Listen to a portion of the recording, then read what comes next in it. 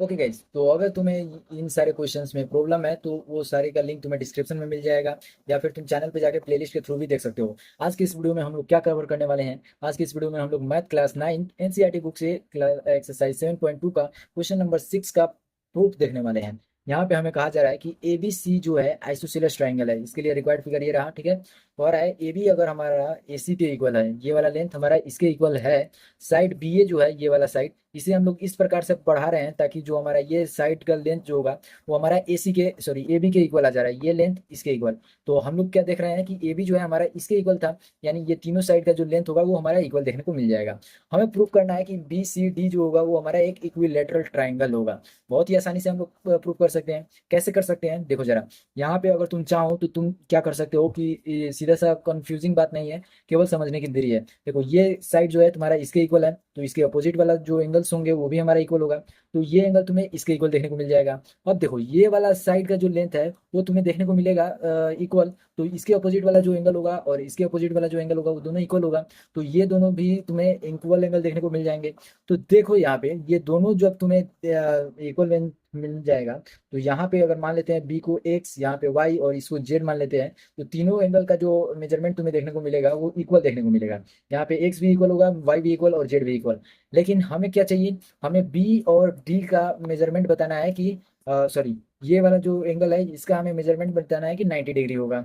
और वो भी हमें क्यों बताना है कि ये 90 डिग्री होगा, क्योंकि राइट एंगल प्रूव करने के लिए बोला जा रहा है, ठीक है। तो सबसे पहले तो हमें देखना है कि ये वैल्यू अगर हमारा ये इसके इक्वल आ गया, यानी दो एंगल हमारा किसी ट्राइंगल का इक्वल आ गया और दो ट्राइंगल का इक्वल आ गया, तो उस केस में तीसरा जो एंगल हमें देखने को मिल रहा है वो हमारा इन दोनों को के सम के इक्वल है। यहाँ पे y और यहाँ पे तुम्हें देखने को मिल रहा है z, और x y और z जो है, अगर मैं इसे क्लियर कर दूं, ठीक है। पहले तो तुम जान गए कि x y और z तुम्हें इक्वल आ रहा है, ठीक है। ये हम लोगों ने x मान लिया था, ये हम लोगों ने y मान लिया था, और ये हम लोगों ने z मान लिया था। ये तीनों तो हमें देखने को मिल रहा था कि इक्वल लेंथ का है, ठीक है। अब देखो यहाँ पे जब तुम z मानोगे तो ये वाला वैल्यू भी तुम्हारा इक्वल होगा इसके, तो यहाँ पे तुम्हें z मानना पड़ेगा। तो तुम क्या देख रहे हो कि x y और z इक्वल था, तो y और z भी जो है तुम्हारा, अगर y की जगह पे x लिखना चाहो तो x लिख सकते हो। तो जो वैल्यू तुम्हारा x प्लस जेड देगा वही वैल्यू तो तुम्हारा ये सी एंगल देगा। तो इस तरीके से तुम तीनों एंगल को जब जोड़ोगे तो वो तुम्हें देखने को मिलेगा 180 डिग्री के इक्वल। तो X plus Y plus Z plus फिर से वाई और जेड को ऐड करना पड़ेगा, ठीक है। यहाँ पे हमें क्या करना पड़ेगा, केवल जेड को ऐड करना पड़ेगा, क्योंकि एक्स वाई और जेड, एक्स वाई और ये रहा जेड, इसे हम लोगों ने तीनों को ऑलरेडी ऐड कर लिया है, केवल ये जेड बच रहा है तो जेड ऐड कर दिया। ये वैल्यू हमें देखने को मिलेगा 180 डिग्री के इक्वल। ये दोनों इक्वल, ये दोनों चारों जो है एक दूसरे के इक्वल हो जाएगा।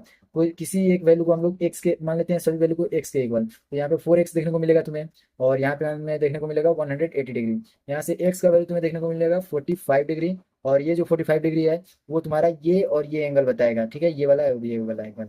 जबकि सी वाला जो एंगल है वो हमारा 45 प्लस 45 यानी 90 डिग्री प्रूव करेगा। तो यहाँ पे हम लोगों ने बी सी डी को राइट एंगल के इक्वल प्रूव कर दिया। देखो अब तुमने क्वेश्चन का तो थीम समझ लिया है, अब उसी बात को हम लोग यहाँ पे लिख देते हैं। तो आओ जरा लिखते हैं। यहाँ पे हमें मालूम है कि ये लेंथ इसके इक्वल है, ठीक है। तो यहाँ से हम लोग क्या कह सकते हैं कि जो वैल्यू है हमारा ये इक्वल, पहले तो गिवन में हम लोग ये वैल्यू लिख देते हैं कि ये लेंथ हमारा इक्वल हो जाएगा। तो यहाँ पे हम लोग लिख दे रहे हैं ए बी जो होगा वो हमारा ए सी के इक्वल, एंड ए सी जो होगा हमारा वो ए डी के इक्वल। तो ओवरऑल तुम चाहो तो ये तीनों कोई इक्वल लिख सकते हो, लेकिन उसकी कोई ज़रूरत नहीं है, ठीक है। यहाँ पे हम लोग क्या कर सकते हैं कि अब हमें प्रूफ करना है कि एंगल जो होगा हमारा, टू प्रूव, ठीक है, कि एंगल बी सी डी ये हमारा 90 डिग्री के इक्वल होगा, ठीक है, इज राइट एंगल। ये हमें प्रूव करने के लिए बोला जा रहा है, ये हम लोगों ने लिख दिया। अब यहाँ पे तुम चाहो तो इसको क्या कर सकते हो कि जब हम लोग प्रूव करने चल रहे हैं इन ट्राइंगल ए बी सी में, यहाँ पे in triangle A B C, in triangle A B C, तो जब एंगल साइड जो है हमारा इक्वल दिया है एक दूसरे के, तो यहाँ से एंगल जो होगा हमारा ए बी सी वो हमारा इक्वल हो जाएगा एंगल ए सी बी के इक्वल। और इसे हम लोग मान लेंगे अगर एंगल 1, तो यहाँ से हमें मालूम चल गया कि ये दोनों एंगल जो है इक्वल हो जाएगा। और ये एंगल इक्वल मालूम चल गया। अब दूसरे ट्रायंगल में आते हैं, ये जो हमारा in triangle A C D है उसमें आते हैं। यहाँ पे हमें मालूम चल गया है कि ए सी जो है वो ए डी के इक्वल होगा, ए सी इक्वल टू ए डी है, यहाँ पे ए डी है, ए डी हम लोगों ने लिख लिया, ठीक है। तो यहाँ से हमें देखने को मिलेगा कि इक्वल एंगल्स जो है अपोजिट, इक्वल अगर साइड है तो उसके अपोजिट एंगल्स भी इक्वल होंगे, ठीक है। तो यहाँ पे हम लोग मान लेंगे एंगल ए सी और डी जो होगा वो हमारा एंगल सी डी ए के इक्वल होगा, और ये एंगल हम लोग मान लेते हैं 2 के इक्वल है। तो यहाँ से हम लोग क्या कर सकते हैं कि जो हमारा वैल्यू होगा यहाँ पे बी सी का ये वाला, ये वाला जो हमारा ये वाला वैल्यू होगा, यहाँ पे तो तुम देख रहे हो कि ये वैल्यू 1 था, तो ये वाला वैल्यू भी तुम्हारा 1 हो जाएगा।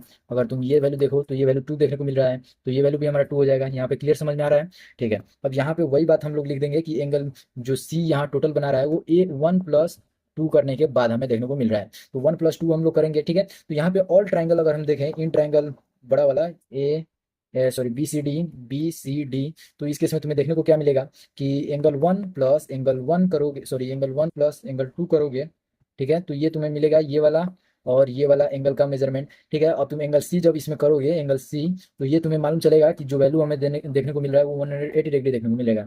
लेकिन यहाँ पे जब तुम देखने आओगे तो एंगल 1 जो है तुम्हारा वो एंगल 1, ये वाला एंगल 1 प्लस एंगल 2, ये भी हमारा सी जो है वो दोनों को के इक्वल होगा, यानी एंगल 1 प्लस एंगल 2, ये वैल्यू हमारा 180 डिग्री होगा।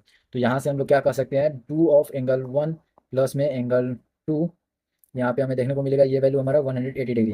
अब हम लोगों ने देखा था कि ए प्लस बी जो है हम सॉरी एंगल 1 और एंगल 2 जो है मिलकर हमारा 180 डिग्री बना रहा है, तो हम लोग डायरेक्ट लिख दे रहे हैं एंगल सी इक्वल टू में हमारा वैल्यू जो है 2 उधर जाके डिवाइड हो जाएगा, 90 डिग्री हमें ये वैल्यू देगा। तो हमें प्रूफ क्या करना था कि हमारा जो एंगल है सी वो हमारा राइट एंगल है, तो राइट एंगल का मतलब होता है कि वैल्यू जो है वो हमारा 90 डिग्री के इक्वल है। हम लोगों ने यहाँ पे प्रूफ कर दिया है। इस तरीके से हम लोगों ने क्वेश्चन नंबर 6 का भी सोल्यूशन देख लिया। अगली वीडियो का लिंक तुम्हें डिस्क्रिप्शन में मैं दे दूंगा, तुम वहाँ से भी जाकर देख सकते हो। फिलहाल यहाँ तक देख चुके हो तो वीडियो को लाइक कर दो, चैनल पर नए हो सब्सक्राइब कर दो। तब तक के लिए बाय।